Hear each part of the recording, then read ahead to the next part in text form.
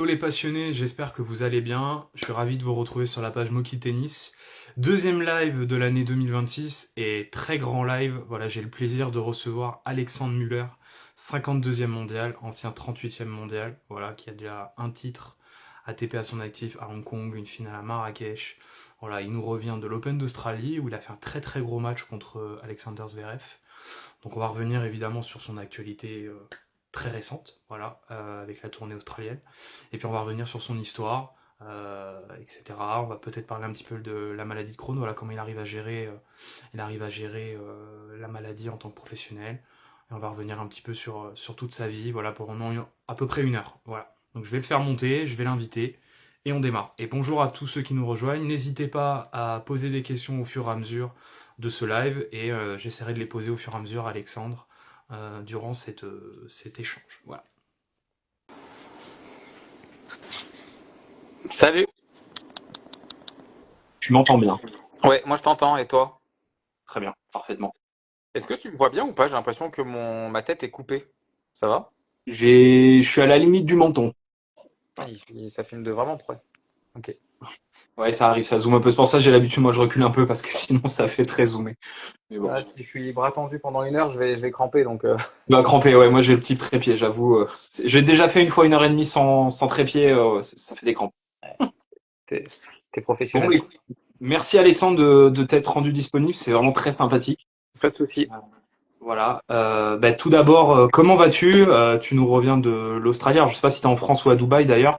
Euh, mais voilà, comment tu te sens? Pas trop de jet lag?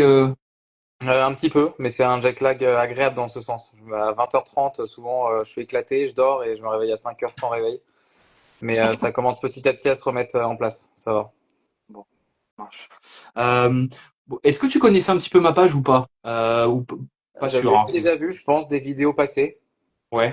Mais après, je suis jamais venu voir les lives, etc. Enfin, je passe pas non plus énormément de temps sur Instagram, sur les lives, etc. Donc, Pas de problème. Bah écoute, ce que je te propose, généralement, je demande à mon invité de se présenter rapidement, ouais. s'il est d'accord, et après on échange avec quelques questions, on répond un peu éventuellement aux internautes s'il y a des questions. Et tu as 1 heure à peu près, ça te convient? Ouais, à 21h, c'est bon. Ouais. Ok, ça marche. Bah écoute, je te laisse te présenter, et puis après on Bah enchaîne. écoute, moi c'est Alexandre Muller, joueur de tennis professionnel, 28 ans et 29 dimanche. Donc, Oui, j'ai vu ça. ouais, Bon anniversaire en avance, comme ça au moins ce sera fait. c'est gentil. Pratiquement 29 ans. Classement ATP cette semaine, je sais plus exactement. Peut-être que toi tu sais, moi, Alors je crois que c'est 52. Je voudrais pas dire de bêtises, mais je 52. crois que c'est 52. À la 52. Meilleur classement 38e. Et puis j'ai un titre sur le circuit à Hong Kong l'année dernière et je crois que tu l'as déjà dit, une finale à Marrakech et une finale sur la TP 500 de Rio. Voilà.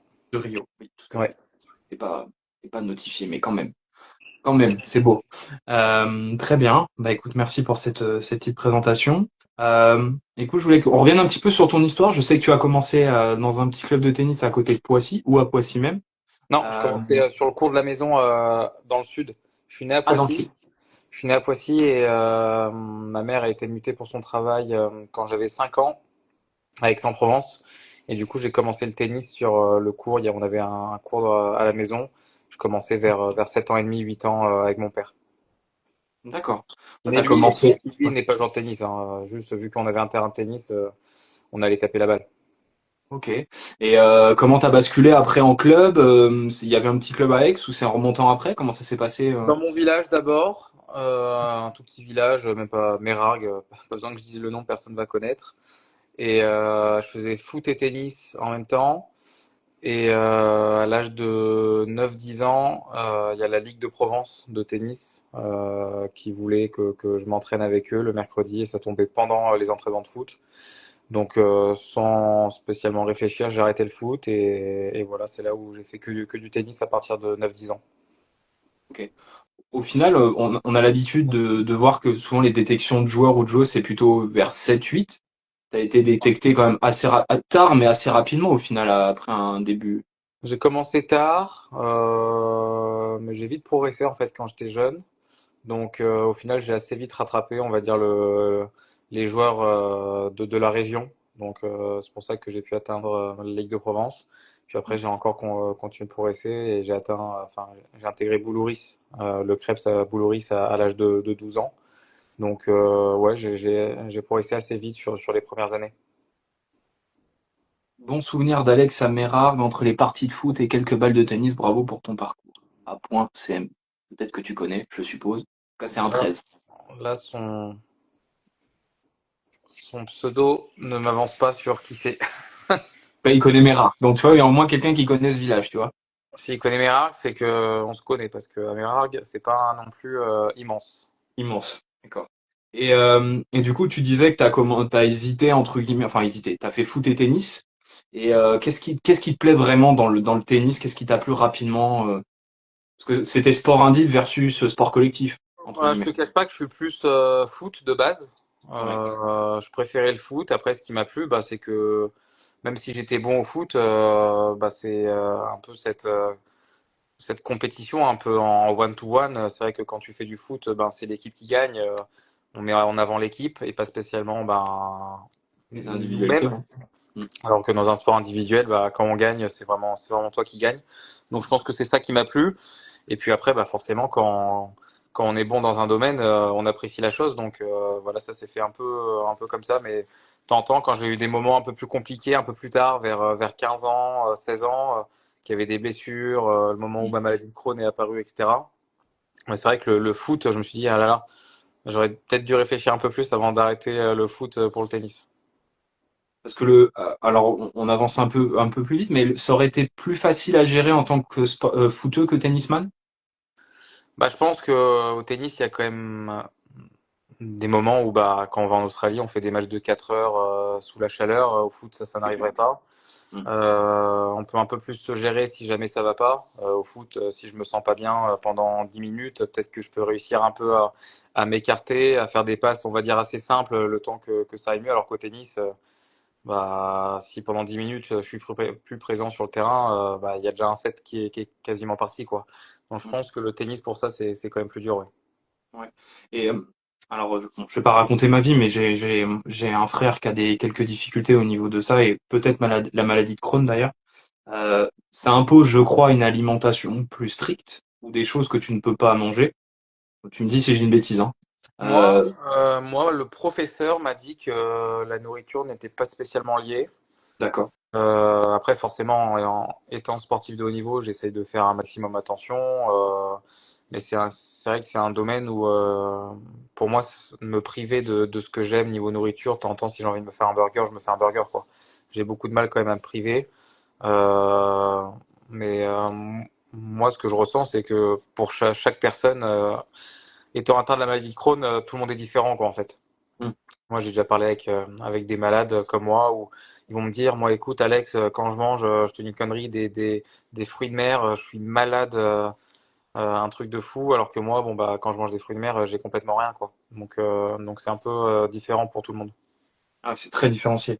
Et en match, toi, c'est une douleur ou c'est une déshydratation par rapport si tu veux rentrer dans le détail, après, j'insiste pas, hein, mais En match, moi, ce qui me gêne le plus, c'est limite à l'avant-match et l'après-match. Quand je suis sur le terrain en match, à part ouais, j'ai beaucoup de remontées, j'ai du mal à m'hydrater, j'ai beaucoup de mal à boire sur le terrain, donc forcément, c'est ouais. pas ce qu'il y a de mieux de pas pouvoir bien s'hydrater pendant le match. Mais c'est surtout avant le match, bah, avec le stress du match qui va arriver, etc. Je vais énormément aux toilettes, Mm. donc bah, j'arrive sur le terrain un peu vidé et j'ai consommé quand même pas mal d'énergie. Bah, en me disant est-ce que ça va aller ok, je dois retourner aux toilettes. Enfin, tu vois, c'est un peu du stress qui se rajoute avant d'aller sur le terrain. Et après, ben, forcément, quand je fais des gros matchs et que je me suis pas beaucoup hydraté, ben, l'après-match, la récupération est un peu plus compliquée pour enchaîner, quoi. Et typiquement, en Australie, t'as quand même enchaîné deux gros matchs contre Popyrin et Zverev. Là, ça devait être compliqué, en plus, avec la chaleur. Bah, moi, j'ai eu un peu de chance, mais il n'est pas encore très très chaud Ah, c'est peut-être quand, arrivé un quand peu je après. jouais. Et je jouais en night session, donc la température était quand même un peu descendue. Il n'y a pas de soleil. Enfin, ça change beaucoup quand même que quand tu joues à midi et qu'il fait très très chaud. Ok. Ok. En tout cas, ouais. Ok. Bah, si t'arrives à gérer les deux, j'avoue, c'est beau. Mais tu as raison, c'est vrai qu'il y a la maladie Crohn, il y a tellement de cas particuliers que bon. En tout cas, c'est admirable de pouvoir gérer ça en même temps qu'être sportif pro. Après, ça se, c'est une maladie qui est pas dégénérante. C'est-à-dire, ça peut s'empirer ou c'est plutôt quelque chose de chronique pendant toute ta vie et tu dois faire attention toute ta vie, entre guillemets. Je l'aurai toute ma vie, ça c'est Ouais, sûr. On est quand même un peu plus sujet à avoir le cancer du côlon. Donc c'est pour ça ouais. que tous les 10 ans, on doit faire une coloscopie pour voir un peu l'avancée de la maladie. Mm. Mais normalement, je risque rien. Je vais pas mourir de la maladie de Crohn, quoi. Mais faut quand même checker ça et faire attention. D'accord, ça marche. Donc tu disais, ça a été détecté a priori vers tes 15-16 ans. J'ai vu que tu avais enchaîné aussi quelques blessures. Euh, Malgré tout, à quel moment, quand tu étais jeune, tu as senti que tu pouvais, peut-être au moment où tu es allé au Krebs, mais à quel moment tu as senti que tu pouvais devenir joueur professionnel? C'est un déclic, une rencontre, un match? Bah, je pense déjà quand j'ai intégré Boulouris à 13 ans, on rentre un peu dans une sphère tennistique où bah, on commence à manger tennis, à dormir tennis. Enfin, vraiment, on rentre dans le Krebs. Donc, les professeurs viennent nous faire les cours scolaires. Enfin, tu vois, tout commence à être organisé pour le tennis. Donc Mm. là, tu commences à te rendre compte que ben voilà, ça va être ta vie va être autour du tennis et donc tu te dis bon bah là on rentre dans les choses sérieuses et il y a peut-être quelque chose à faire. Mais après, là, je pense que tu t'en rends compte à ce moment-là. Et puis après, c'est quand tu grandis et que tu commences à faire les premiers futurs, à voyager un petit peu tout seul, ben, et que ça commence à être un peu ton métier. C'est là que tu te rends compte que ben, c'est parti, quoi. L'aventure commence vraiment pour essayer de réussir. Et comment on s'en sort justement pour construire cette carrière, ta structure, parce qu'on sait que les premières années, c'est difficile financièrement. Comment t'as structuré un petit peu ton projet autour de ça? Alors là, on parlera peut-être de tes derniers sponsors, mais comment t'as structuré avant d'arriver au top 200, on va dire, où tu commences à gagner, on va dire correctement? Bah, j'ai eu quand même pas mal de chance, c'est que j'ai été avec la fédération jusqu'à mes 18 ans.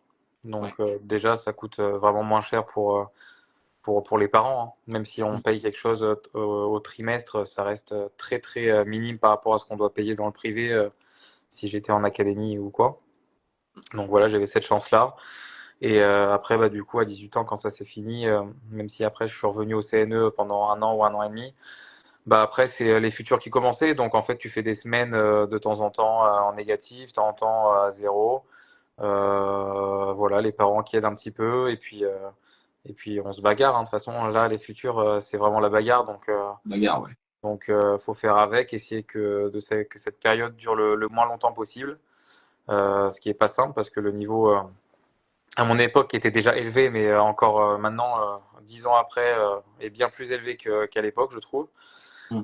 Donc voilà, c'est pas simple, mais faut essayer de faire le dos rond, se battre et à un moment espérer enfin pas espérer, mais se dire que ça va passer pour au moins essayer de jouer les challengers parce que c'est quand même beaucoup plus agréable et financièrement et même de jouer les challengers, c'est notre vie quoi. Et tu disais que le niveau avait augmenté dans les 10 dernières années, c'est ce que tout le monde me dit à peu près, mais c'est plutôt quoi sur la dimension tactique, physique? C'est où que tu le ressens surtout, où tu l'as ressenti surtout? Je pense que maintenant tout le monde s'entraîne très bien, très sérieusement. Tout le monde voit l'argent qui peut être fait s'ils atteignent le plus haut niveau. Donc tout le monde est ultra motivé. Et ce qui fait que ben, la densité des joueurs et du niveau monte au fur et à mesure.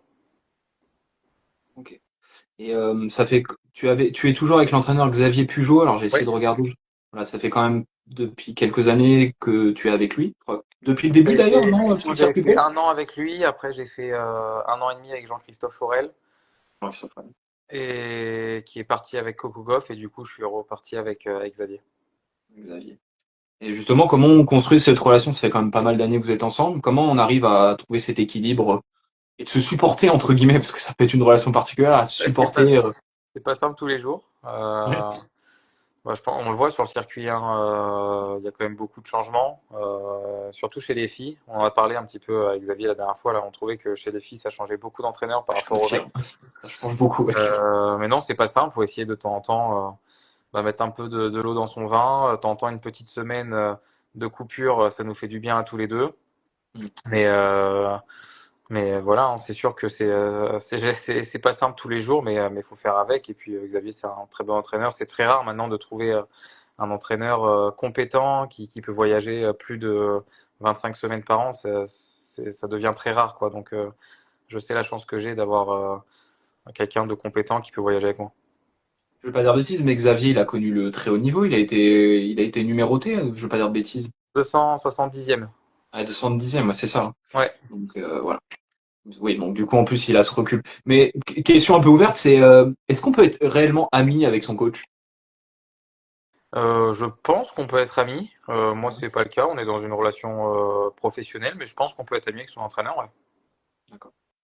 Non, parce que je pense à ça avec comment il s'appelle j'ai perdu Medvedev et Servara qui étaient très proches et au final ils sont dit dans les interviews qu'au final ils allaient plus se parler entre guillemets, ils s'étaient pas fâchés mais que c'était terminé, ils passaient à autre chose quoi. Donc Ouais, je pense que tout le monde est un peu différent et tout le monde a des relations différentes avec chacun. hmm, Mais moi, c'est un petit peu ça aussi. Par exemple, avec Jean-Christophe, on s'entend très bien. hmm, Mais après, il est parti avec Coco. Et puis, quand on se voit, on se parle, on se dit bonjour, etc. Mais enfin, on n'était pas devenus amis. hmm. Bon, il y a une relation indirecte avec Johan Tatlo qui est devenu sparring de Coco, enfin c'est Blanc-Ménil Power donc Ouais.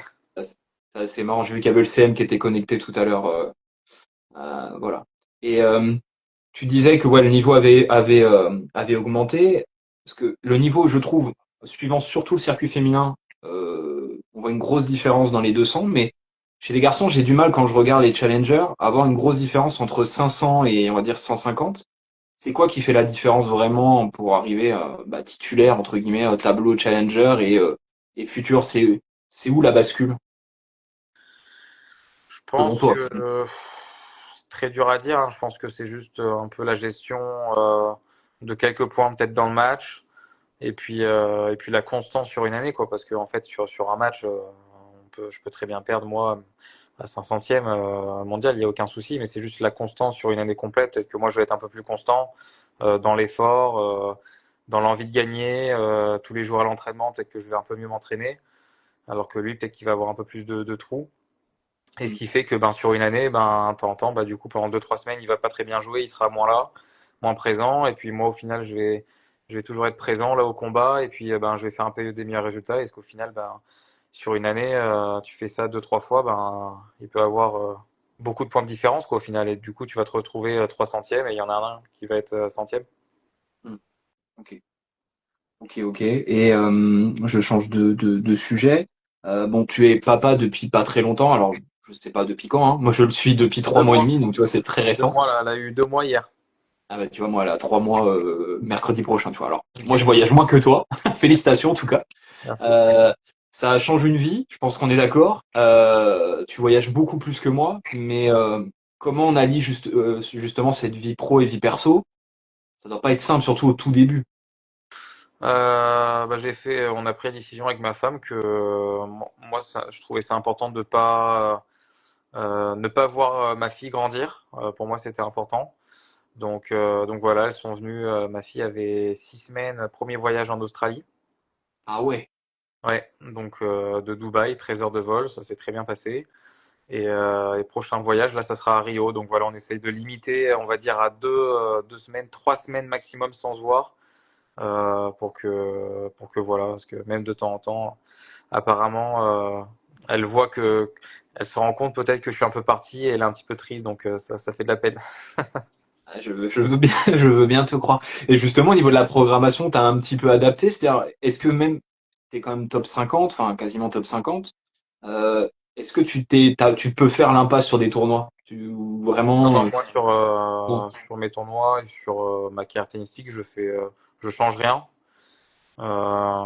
C'est juste, bah, j'investis maintenant aussi dans la famille, donc voilà, ça coûte forcément un peu d'argent, mais Investi dans les couches, oui, je confirme. les couches, les avions, etc. pour Ouais. venir me voir, mais c'est pour la bonne cause. Et encore, les avions, je peux pas dire de bêtises, mais c'est gratuit les 2 premières années. Alors, c'est madame, faut payer madame, mais, Oui, oui, euh, non, pour le bébé, ça va. ouais, pour lever, ça va. Ouais. Ok. Bon, bah, c'est que du bonheur. Tu lui as pas mis de raquette dans les mains encore? Non, non, je sais pas si je vais lui mettre. On verra peut-être si elle est gauchère. Si elle est gauchère, peut-être. Ah, pourquoi? Ouais, c'est un sacré avantage quand même d'être gaucher au tennis. C'est un avantage. Tout le monde n'est pas capable de le faire, tu vois. Moi, gaucher, mais je me suis limité à 15 ans, tu vois. J'ai Ouais. pas pu faire plus. Oui, non, apparemment c'est la connexion nerveuse entre le bras gauche qui est plus rapide. La connexion nerveuse est plus rapide avec le cerveau, apparemment. Ouais, c'est surtout qu'on a vraiment moins l'habitude de jouer des gauchers. Et donc, le Clairement. gaucher, lui, son schéma, il le répète tous les jours contre des droitiers. Et nous, quand on les joue, ben, ça nous change tout, quoi. Il n'y a pas plus de gauchers qu'avant sur le circuit? Non, Alors là, Hmm, je sais pas du tout. pas du tout. Toi, ça te gêne, toi, de jouer contre un gaucher ou pas particulièrement pour le coup? Au niveau du jeu, en fait, tu réfléchis beaucoup plus, en fait. T'as Ouais, c'est l'impression, ça. moi, j'ai l'impression de réfléchir beaucoup plus. Attends, il est gaucher, donc là, mon revers, au lieu de le mettre croisé, je vais le mettre en ligne. Donc, en fait, tu vois, ça te prend juste un peu plus la tête. Hmm. Mais je gagne contre des gauchers, je perds contre des gauchers, mais c'est juste j'ai l'impression que ça me prend plus la tête, quoi. Ça marche. Ok. Du coup, c'est quoi un petit peu les objectifs pour cette année, les ambitions? C'est de revenir, d'aller plus loin et d'arriver top 30. Tu te donnes un objectif chiffré ou c'est juste les sensations en ce début de saison pour le coup? Objectif, essayer d'aller chercher un deuxième titre. Maintenant qu'on a réussi à en avoir un, pourquoi pas un deuxième. Améliorer son meilleur classement, ouais, ça fait je crois 5 ans que je finis avec un best ranking, donc pourquoi pas une sixième année d'affilée. Et puis voilà, ça serait déjà bien, je pense. Un meilleur classement et puis un deuxième titre, ça serait déjà une belle saison. Ce serait pas mal, oui, c'est sûr, ce serait beau. Et sur quel axe tu penses que tu dois progresser encore pour aller encore plus loin et être pérenne, on va dire, dans le top 30? C'est qu'est-ce qui manquerait entre guillemets selon toi? Côté service, je pense, on se rend compte que dans le top 100, je suis peut-être un des mecs qui sert le moins fort. Maintenant, ils servent tous à 210 km/h. Ils sont tous gigantesques aussi, hein, de plus en plus. Ouais, il y a forcément beaucoup plus de grands joueurs, mais j'ai joué contre des Musetti à Athènes qui fait ma taille, qui est peut-être un tout petit peu plus grand, mais allez, 2 centimètres peut-être. Et puis ça claquait à 210, 215 pendant tout le match. Et moi, je luttais à 185, donc donc c'est Ouais. peut-être un point un aspect de mon jeu où je peux progresser. En tout cas, j'espère. Mais voilà, je pense que forcément, si je sers mieux et que j'arrive à avoir plus de points gratuits, ça peut me faire passer un cap dans mon jeu. Et sur le terrain, est-ce que on voyait souvent Raonic qui mimait un peu de jouer du piano entre les changements de côté pour une sorte d'ancrage? Est-ce que toi, tu as des petits tips comme ça qui te permettent quand bah, t'es un peu énervé, hein, comme tout le monde, je pense? Est-ce que tu as des tips comme ça qui te permettent de rester focus, surtout vous qui êtes habitué à avoir du bruit tout autour? Comment, toi, t'as un truc particulier ou pas? Non, pas spécialement Spécialement. de tips ou de routine pour essayer de rester dans ma bulle. Ouais, Euh, Il y a des matchs où j'y arrive très bien, il y a des matchs où c'est un peu plus compliqué, mais non, j'ai pas de routine. ok, ça marche. Euh, je reviens un peu pour les sponsors. On a de plus en plus de joueurs qui commencent à être sponsorisés par OnlyFans. Alors ça a fait beaucoup parler, évidemment. Bon, Ouais. moi j'ai pas envie de juger, chacun ses sponsors. Et puis au contraire, si ça peut permettre à des joueurs de se financer leur circuit, c'est moi surtout ce qui m'intéresse, c'est comment on en arrive à avoir un contact avec OnlyFans, qui est pourtant entre guillemets à des années-lumière du monde du sport, on va dire. Comment on arrive à être sponsorisé? Je crois qu'il y a Chloé Paquet qui est aussi OnlyFans, il y a Océane Dodin très récemment. Voilà, on chemine vers ce sponsor-là? Euh, moi je te cache pas, tu sais, j'ai un agent, hein, donc Oui, oui. c'est pas moi qui ai contacté OnlyFans, c'est juste on est Ça a venu. dû t'étonner quand même au début, non? Ouais, ça a été un petit peu étonnant quand j'ai reçu le message ou l'appel, je sais plus à l'époque, Ouais. en me disant que voilà, il y avait potentiellement une opportunité avec OnlyFans. Forcément, moi je connaissais OnlyFans pour son côté érotique. Je pense que tout le monde connaît OnlyFans pour son côté érotique. Voilà, on en a discuté, on a vu un peu pourquoi OnlyFans s'intéressait aux sportifs, quels étaient leurs projets en fait un peu dans l'avenir. Et puis après, quand ils m'ont un peu expliqué le projet, etc., ce que moi je devais faire pour eux sur la plateforme, sur les réseaux, qui m'engageait à rien au niveau de l'érotisme. Euh, voilà, quand tous les voyants étaient au vert, bon bah j'ai dit allez feu. Je suis curieux quand même, et qu'est-ce qu'ils t'ont, alors je suis pas allé regarder l'OnlyFans, j'avoue, mais qu'est-ce qu'ils t'ont vendu un peu comme projet? C'est quoi leur cible justement en atteignant des sportifs de haut niveau? Ils veulent essayer de changer leur image. Ouais. parce à la base, OnlyFans n'est pas du tout pour l'érotisme, Au départ, non. Ouais. c'est pour les habits, je crois, de luxe, etc. Mais vu qu'il y a un moyen de rémunération, ben, on va dire en grande majorité, les filles sont arrivées pour poster du contenu, etc. Mais voilà, la majorité, c'est essayer d'avoir des sportifs pour changer d'image, essayer de gommer un petit peu ce côté érotique. Mais je pense que c'est tellement ancré dans la tête des gens que c'est très compliqué, quoi. Et du coup, toi, tu fais quoi comme type de contenu justement avec eux? Qu'est-ce qu'ils te demandent justement? Bon, C'est moi, je justement dois de. faire 3 stories Instagram en postant OnlyFans. Donc, si tu me suis, tu peux voir que de temps en temps, enfin, C'est vrai. c'est une photo lambda où je mets OnlyFans parce que en fait j'ai un quota à faire, donc tu vois, je me retrouve le 20 du mois, j'ai pas mis de story, donc là je me retrouve à devoir mettre 3 stories avant la fin du mois. Sinon je dois faire 2 lives par mois sur OnlyFans, poster des trucs, mais moi je poste, enfin voilà, des vidéos de tennis, des vidéos à la gym. OnlyFans c'est un peu en fait comme un Facebook, donc tu peux mettre aussi des posts sous forme de messages, tu vois. Donc voilà, un petit peu de tout comme ça. Ok, ouais, ils veulent vraiment s'ouvrir à un nouveau public et entre guillemets, se redorer l'image. Ouais, Ok, je il y a comprends. beaucoup de sportifs, pas que dans le tennis, hein. Moi, je connais, bah, du coup, vu que je suis sponsorisé par OnlyFans, je connais, il y a des joueurs de golf, des boxeurs, sport automobile. Pour l'instant, ils sont beaucoup dans ces sports-là. Mm. Et puis, je pense que ça va continuer à évoluer et il y aura beaucoup de sportifs qui vont s'engager avec OnlyFans, hein, parce que, bah, ils ont tellement d'argent que, C'est clair. donc pour des sportifs, qui en ont besoin, c'est important. Ouais, c'est un vrai plus. Bon, toi, tu es dans le top 50, on va dire que tu es plus à l'aise que quelqu'un en top 200, mais ça doit être un vrai plus pour des joueurs un peu moins bien classés, je pense. Je pense à Chloé notamment, alors qu'elle est là depuis longtemps sur le circuit, ça doit être une vraie aide, je pense, pour le coup. Bah, Chloé elle m'a forcément contacté quand elle a eu cette opportunité Ouais. pour savoir un peu comment ça se passait. Et puis c'est vrai que bah, son contrat, ça fait un peu une bouffée d'oxygène avant l'année, quoi. Tu sais que tu peux payer, je sais pas combien une partie de ta saison, mais c'est toujours important pour se libérer un peu dans la tête cet aspect financier, quoi. Mm. Ok. En tout cas, c'est atypique. J'avoue, quand on a vu qu'il y a de plus en plus de joueurs, on se dit, tiens, c'est Bon, c'est étonnant. bien de temps en temps faire des choses atypiques. Ah oui, bah ça sort de l'ordinaire. On en parle du coup, et c'est bien joué de leur part. Donc c'est sûr. Après, c'est trop lisse. Justement, le circuit, nous on le voit de l'extérieur. Alors il y a le débat là, dernièrement où il y a Zviatek et Coco qui ont un peu râlé sur le fait que ça devenait limite une télé-réalité. Toi, tu trouves que c'est bien ou que c'est bien parce que le circuit est un peu lisse? Enfin, qu'est-ce que t'en penses toi par rapport à ce débat-là? Sur la caméra, là, dans les couloirs? Ouais, dans les couloirs ou le fait qu'on veuille absolument. Bah, moi, je suis créateur de contenu, mais on veut absolument faire du contenu dans tous les sens. Est-ce que c'est bien d'aller vers ce que fait l'Open d'Australie ou c'est trop entre guillemets? Bah, de base, ça reste une caméra dans un couloir, donc bon, C'est vrai. normalement, il ne doit D'accord. pas se passer grand-chose dans ce couloir, à part souvent les vidéos bah, marrantes qu'on voit, tu vois, je me rappelle cette vidéo de Federer qui se cache derrière un poteau pour faire peur à son coach, tu vois. Normalement, c'est plutôt des vidéos drôles qui va ressortir que Coco qui casse sa raquette. Après, j'ai envie de te dire, elle a le droit de casser sa raquette après le match, quoi. Elle a pris Ah, c'est 6-1, sûr. 6-2, je sais pas combien. Elle a pris Tous ceux une fessée, oui. tous ceux qui jouent au tennis ont sûrement déjà cassé une raquette, donc enfin, il n'y a rien de très grave là-dessus. Donc je pense de temps en temps, on fait un peu des polémiques pour rien. Mais, euh, mais c'est sûr que dans le monde du tennis, de temps en temps, ils font que c'est un petit peu trop lisse, quoi. Même nous, pour te dire, on a eu un mail pour les interviews où en gros ils nous disent clairement les sujets politiques, tac tac, ça on ne dit jamais rien.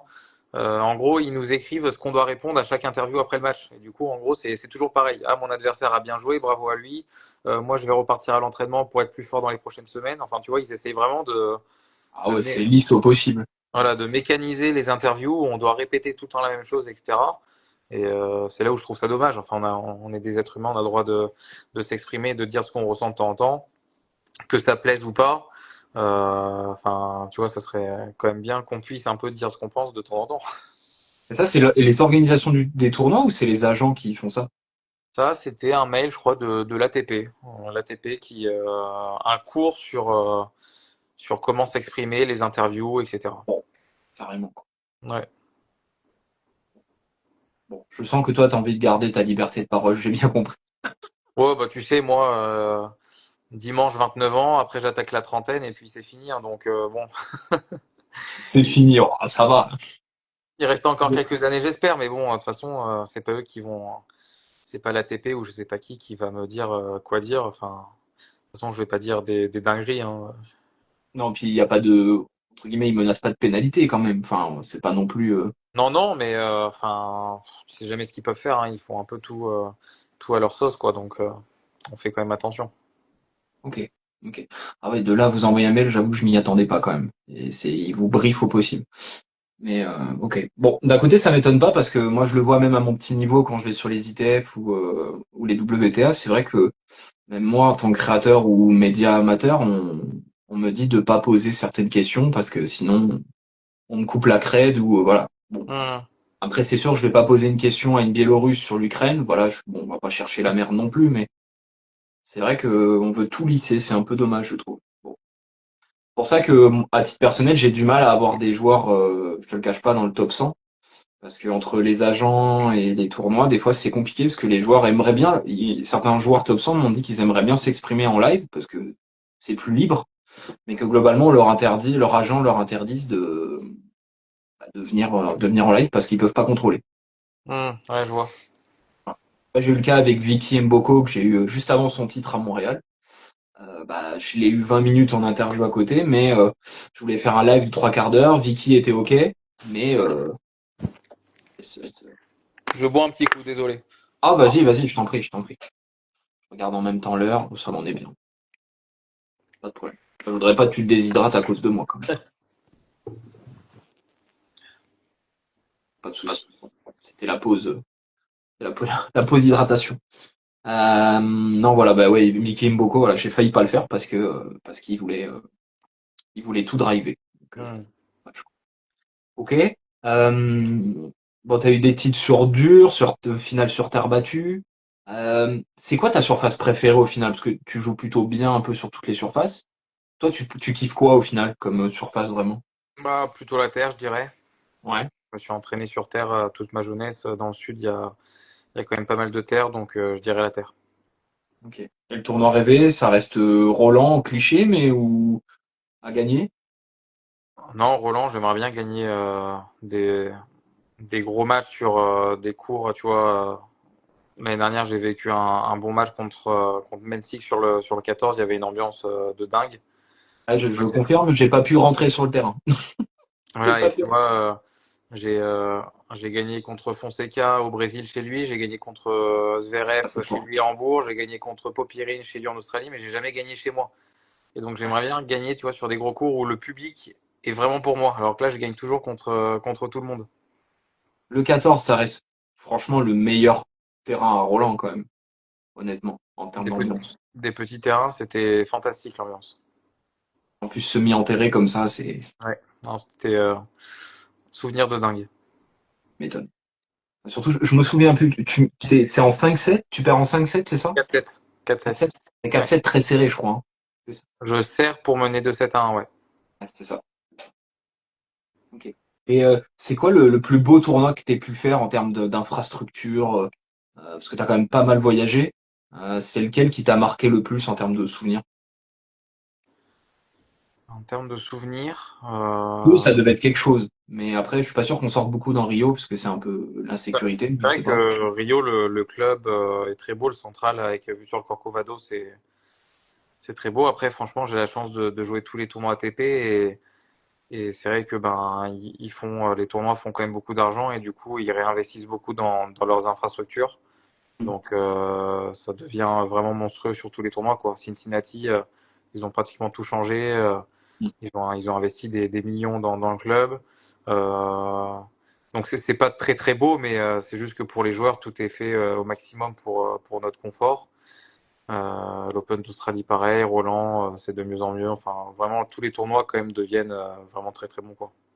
Il y a quelques joueurs qui me disaient que en termes de beauté, le Master à Rome, dans le cadre, était quand Ouais, même magnifique. Rome, c'est très très beau. Ouais. Et puis surtout, il y a toujours du monde. C'est toujours full au niveau du public. Il y a énormément de monde. Il fait souvent beau, donc c'est un Master 1000 très agréable. Ouais. N'hésitez pas dans la conversation si vous avez quelques questions. Il nous reste 20 minutes maximum. Voilà, qu'on n'embête pas plus Alexandre. Ok. Du coup, là, les prochaines semaines, on te retrouve où? Alors, il y a la tournée américaine bientôt, mais Hum. on te retrouve où là avant justement la tournée américaine? Moi, je pars à Rio. À Rio. Ouais. Donc défendre Essayer de la. défendre ma finale de l'année dernière. Ça va le faire. T'es capable de battre Fonseca à Rio, alors. Ouais, j'espère, hein. Si Ça je me devait être retrouve encore sacrément en hostile finale. quand même, hein, parce que. Ouais, l'arbitre avait été plutôt bon parce que c'est vrai que entre les services, etc. Bah, de toute façon, il y avait des sifflets non-stop, donc au final, tu commences un peu à les oublier après un certain temps parce que ben les mecs font que siffler tout le long du match. Mais il avait réussi à canaliser quand même pas mal le public. Et puis après, bah, j'avais bien commencé, j'avais gagné 6-1 le premier, donc tu vois, ça avait quand même baissé l'ambiance d'un petit cran dès le début. Et puis j'avais plutôt bien géré le match, c'était cool. Je sais pas quel est le pire entre le public brésilien et le public chilien, parce que je sais que Corentin avait pris cher, mais Bah, après Rio, je vais faire Santiago, donc je te dirai. C'est la première bah, fois que je vais. au moins, ouais, là au moins t'auras la totale, ouais. Ouais, Si tu joues Jarry, ouais, ça peut être une bonne ambiance, ouais, ça peut être sympa. ouais, ouais. Question de Tom. Comment tu gères ton stress par rapport à ta maladie? Ouais, est-ce que tu es stressé d'ailleurs par rapport à ça maintenant?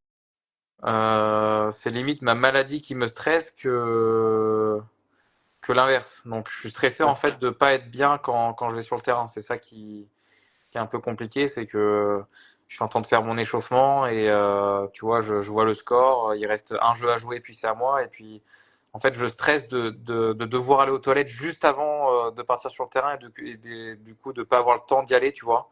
Enfin, c'est vraiment ça le stress. Les échauffements d'avant-match sont jamais très agréables parce que c'est un peu des allers-retours je fais quelques montées de genoux, quelques sprints, je vais aux toilettes parce que je sens que j'ai envie d'y aller, je reviens, on refait un petit truc, attends, je reviens, je repars aux toilettes. Enfin, tu vois, c'est un peu C'est chiant, ouais. ouais, C'est le bonheur. si tu fais un échauffement physique avec moi avant un match, tu vois en fait les allers-retours que je fais sans cesse, quoi. C'est clair. Et il y avait une question au début de live. Bah, Zverev, il est diabétique. Mm. Il l'a dit il y a pas très longtemps. Enfin, il l'avait dit il y a longtemps, mais là, il l'a redit.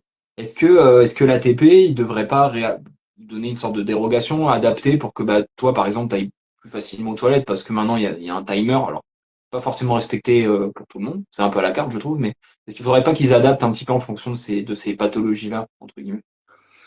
Bah, je pense qu'il pourrait, ouais. Sachant que moi, tu vois, dans la vie de tous les jours, si je faisais les démarches, je pourrais avoir bah, tu sais, la carte handicapée, comme quoi j'ai le droit d'aller dans les toilettes les plus proches de moi, parce que ben, si je suis en crise, c'est impossible pour moi de me contrôler ni rien. Donc c'est sûr que si je suis en match, à un moment donné, si je dois y aller, faut que j'y aille, quoi. Mais voilà, je pense que niveau des règlements, c'est toujours pareil, c'est tellement... enfin, ils rendent tout compliqué, en fait. Donc c'est dur de faire une exception pour un joueur, et puis après, bah, il y a un mec... il vient de je sais pas quel pays, il va réussir à se faire un faux certificat par son médecin et du coup il va réussir à... Enfin tu vois, après tout le monde peut réussir à faire des trucs et ça part en couille, donc je pense que c'est compliqué quoi. Ouais, c'est compliqué. Hmm. Alors, sujet que j'avais pas forcément mis dans la trame, alors n'hésitez pas à continuer les questions. Euh, T'as quelle prise de recul par rapport à tout ce qui est parieurs en ligne, etc. Il y en a, moi je trouve de plus en plus. Je vois même pas mal de créateurs de contenu qui s'appuient là-dessus. Je donnerai pas de nom. Moi je trouve ça pas bien. Mais t'arrives à prendre du recul là-dessus parce que vous faites à se mater de messages. Comment t'es là-dessus? Ouais, moi ça me touche pas du tout. Pas du tout. Ouais, ce qui me saoule juste c'est qu'à chaque fois je dois supprimer tous les messages. Oui, C'est c'est pas chiant. faux. Ouais, ça me prend 10 minutes, c'est juste ça qui me saoule. Mais sinon ça me touche pas du tout, non. Non. T'as jamais vécu ce que je crois que c'est arrivé une fois à Benoît Paire à Montpellier, mais ça t'est jamais arrivé de voir un parieur, entre guillemets, ou de reconnaître un parieur dans le stade et de voir que il t'insultait, etc. Je sais pas, ça t'est pas arrivé, toi? Non, moi juste c'était il y a longtemps maintenant, c'était en futur en Belgique. Ouais. C'était quelqu'un qui est venu à moi, qui m'a donné un papier en me disant de lui écrire sur Telegram. Et le lendemain, je l'ai donné au juge arbitre et la police est venue et Ah ouais. ils ont arrêté l'homme et la femme. Ils étaient ensemble et enfin c'était des parieurs. Ils avaient tu sais, les trous dans le pull où ils avaient les écouteurs pendant les matchs pour parier en live. de la Russie, etc. Et du coup, ils sont allés en prison. Et 6 mois après, je faisais que recevoir des appels de Belgique. À un moment, je réponds, et c'était le commissariat qui voulait que je vienne, en gros, Une expliquer un peu déposition. la situation. Je leur ai dit, les gars, moi, je vais donner le papier, vous vous démerdez. Je suis joueur de tennis, j'ai pas que ça à faire de 6 mois après de venir en Belgique pour parler de ce qui s'est passé, quoi. Oh, le coup des écouteurs trouvés dans le pull, ouais, c'est pas mal ça. Ouais. Pas mal. Ok, ok. Alors, je regarde si j'ai pas loupé des questions. Je regarde rapidement. Ta, ta, ta. Ta, ta. Alors ça, c'est une question. As-tu des origines allemandes? Bon, je vois ça. Ouais, mon père est allemand. Alors, question, il enchaîne, hein. Quel est ton adversaire préféré? Je sais pas si tu vas pouvoir répondre à ça. Mon adversaire préféré, ouais, tu sais, ils sont tous durs à jouer, hein. Après, juste si on se fie un peu au ratio victoire-défaite, bah, j'ai toujours gagné contre Richard. Tu vois, c'est assez paradoxal, mais Ah ouais. ouais, j'aimais plutôt bien jouer contre Richard. Ouais, après, je l'ai joué quand il était, on va dire, plutôt sur la fin, hein. Mais je crois que je mène 3-0 ou 4-0 contre Richard. Est-ce qu'on arrive à se faire des vrais amis sur le circuit? Que c'est quand même très individualiste. On arrive à se faire des potes quand même sur le circuit? Ouais, tu peux. Tu Ouais. peux. Tu peux. C'est pas facile, je pense, mais tu peux. Ok. Pas de rengaine quand vous jouez l'un contre l'autre. Non, non. T'arrives à faire la Voilà, part des choses, quoi. ça fait quelques années maintenant, je m'entends très bien avec David Goffin. Ouais. Quand on se joue, bah, on est deg parce qu'on se joue, mais il y a pas de souci, quoi. Ok. Et bon, toi, tu as été accompagné par le Krebs, tu disais. C'est souvent un débat qui est remonté que la Fédé n'accompagne pas assez les joueurs ou les joueuses. Alors, selon certains profils, hein. Qu'est-ce que tu penses? On a eu le déclin un peu du tennis féminin. Alors moi, je trouve que là, ça redémarre un petit peu. Qu'est-ce qu'il faudrait mettre en place pour toi pour on accompagne mieux les joueurs et qu'ils émergent plus facilement? Voilà. Alors là, question compliquée. Oui, j'avoue. Déjà, je trouve qu'il y a un truc qui va normalement enfin se faire, c'est qu'il va y avoir un centre fédéral qui va se faire à Nice. Donc enfin un centre qui va être dans le sud où du coup tu vas pouvoir t'entraîner beaucoup plus sur terre battue si tu as envie et beaucoup plus dehors. Il Je était pense, temps, ouais, j'avoue. je pense que c'est plus formateur de pouvoir s'entraîner dehors, sur terre, sur dur que à l'intérieur. Mm. Donc déjà je pense que c'est une bonne chose pour les jeunes. Je pense que pour progresser, etc., je pense que c'est beaucoup mieux. Mais après, enfin voilà, je pense que bah, la Fédé essaye de faire au mieux possible, mais j'ai pas spécialement de réponse là-dessus. Je sais pas. Je sais pas parce que je suis pas dans les coulisses. Je sais pas les problèmes qu'ils rencontrent. Je sais pas si de temps en temps, quand ils proposent des projets, ben si c'est aussi facile que ça soit accepté et que ça se fasse. Enfin, tu vois, je sais pas tout ça, donc ça peut être compliqué. Bah, moi, ce que j'observe surtout, c'est qu'en suivant le circuit secondaire, je vois qu'il y a beaucoup de joueurs et de joueuses qui n'ont pas les moyens d'avoir un coach. Donc c'est Hmm. vrai que enfin en tout cas, qui peut pas les accompagner. Toi, tu disais que Xavier, il peut t'accompagner quasiment toute l'année, mais moi, je vois qu'il y en a beaucoup. Alors, c'est vrai plus chez les filles qui ont du mal à avoir un coach ou un physio tout le temps, quoi. Et c'est vrai que ça fait la différence, quoi. Ouais, bah, ouais. C'est sûr que ce serait bien que tout le monde puisse être accompagné, tout le monde ait les moyens de pouvoir se payer un coach 30 semaines par an, etc. Mais bah, c'est toujours pareil. À quel moment en fait on met la limite, Mm. à quel classement, à quel âge. Enfin, c'est C'est toujours vrai. des questions compliquées. Donc, je pense qu'ils sont obligés de mettre des limites de classement, des limites d'âge, parce que sinon, bah, en fait, ça s'arrête jamais. Donc voilà, question pas simple aussi. J'avoue. Puis je l'avais pas préparé. Anto Desjardins, merci pour ton implication au club de Blanc-Ménil. Quel souvenir tu gardes du titre de 2023 au bout du suspense? C'est vrai. Bah écoute, j'étais déjà très content d'être là pour le premier titre du Blanc-Ménil. Euh, Qu'est-ce que je veux venir jouer? Bah super souvenir, hein. Moi j'étais blessé donc j'avais pas eu la chance de faire toute la campagne on va dire. J'étais venu sur les rencontres mais je pouvais pas jouer. Et j'avais juste joué la finale du coup le premier match. Je l'avais gagné, j'étais content de ramener mon point. Mais ouais, c'était un super souvenir. Tout le monde attendait ça au Blanc-Ménil d'être enfin champion de France. Donc voilà, c'était cool. Vous aviez une sacrée Malheureusement, cette armada. année, j'ai pas pu jouer de matchs du coup fin d'année dernière. Ils sont descendus là, mais j'espère que ça va vite remonter en pro. Vous aviez une sacrée armada en 2023 quand même. Enfin, tu me diras, c'est à peu près les mêmes, hein. Vous bougez pas trop, vous êtes à peu Non, près la non, même ouais, team. club avec qu'avec des joueurs français, donc c'est ça qui est cool. C'est vrai. C'est vrai qu'il y a beaucoup de mercenaires entre guillemets sur pas mal de clubs, on va pas se le Ouais, cacher. ouais. Mais bon. C'est vrai que Blanc-Ménil, vous avez un super club hein, avec cette tribune et tout là, c'est quand même pas mal. Puis s'échauffer, etc. C'est agréable. Moi, je t'avais vu jouer l'année dernière, je crois. T'avais joué contre le TC Loun Plage. Mais je sais plus qui t'a joué. Bon, pour le coup, il y avait Antoine Wang qui était en face. Il y Donc il y a avait, 2 ans. ouais, ou il y a 2 ans peut-être. Constant Lestienne aussi, mais je sais plus qui t'a joué, j'avoue. Alors là, moi je sais déjà plus qui j'ai joué il y a 3 mois sur le circuit. Alors les matchs par équipe, je vais pas m'en souvenir. Anto Desjardins, une chance de t'avoir l'année prochaine. Pas sûr que tu saches déjà. Non, je sais pas déjà. Et puis il faut que le club veuille encore de moi. Ça c'est pas moi qui décide. Non. Et non, je sais pas du tout. Je sais pas du tout qu'est-ce que je vais faire l'année prochaine. Maintenant que j'ai ma petite fille, sûrement que dès que la saison se termine, ben, je rentre à la maison. Donc voilà, on verra. On verra sur le moment. Du coup, tu vis en France ou tu vis à Dubaï, du coup? Non, je vais à Dubaï. Tu vis à Dubaï, voilà. Ouais.